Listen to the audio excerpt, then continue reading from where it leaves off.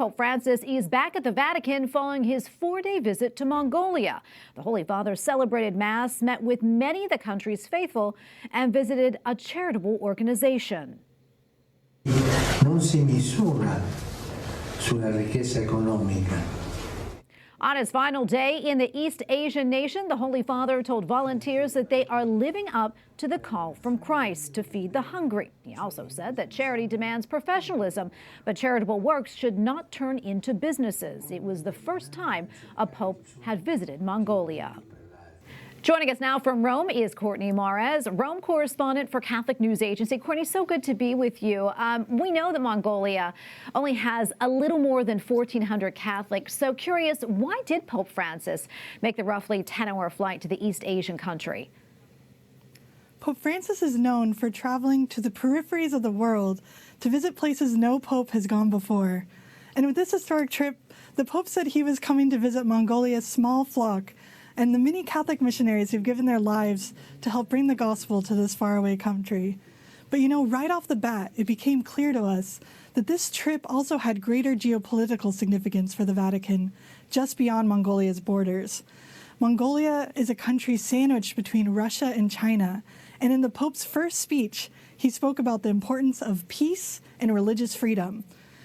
Catholics from across Asia also traveled to see the Pope from Vietnam, South Korea, Hong Kong, and even mainland China.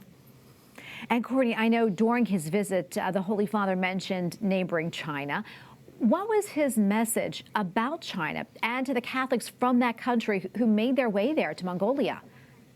That's right. Pope Francis gave a surprise shout out to Chinese Catholics at the end of his Mass in Ulaanbaatar.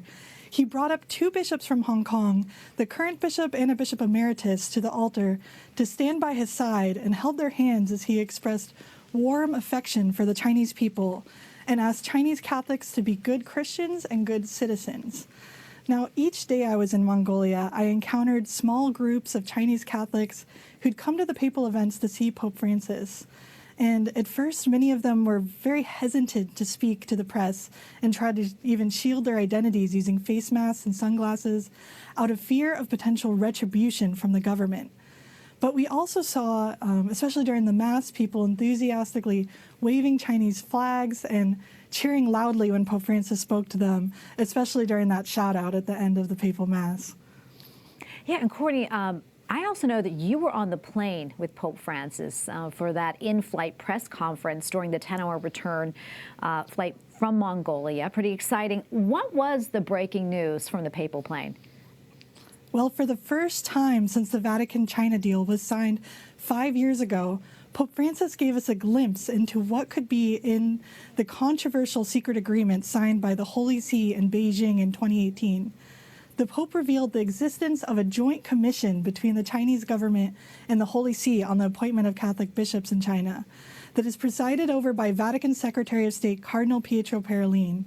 The Pope also described for us the Vatican's relations with China. He said they're very respectful, although the Pope did not mention that China has violated the agreement twice in the past year, according to the Vatican, by unilaterally appointing 2 Catholic bishops, including the Bishop of Shanghai. Pope Francis also told us that the Vatican and China have engaged in foreign exchanges with Catholic priests and professors teaching at a Chinese university, something that he described as an example of openness on the part of the Chinese.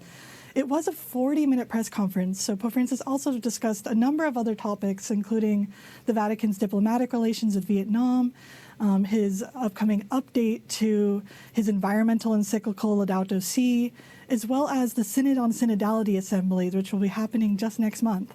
Pope Francis was asked 3 questions about the Synod during his press conference, and he outlined his vision for the upcoming assembly. Pope Francis said that he wants it to be a prayerful exercise in dialogue, and he repeated to us multiple times that there's no room for ideology or political chatter at the Synod on Synodality. Courtney, thank you so much for your time today. We really appreciate it. God bless.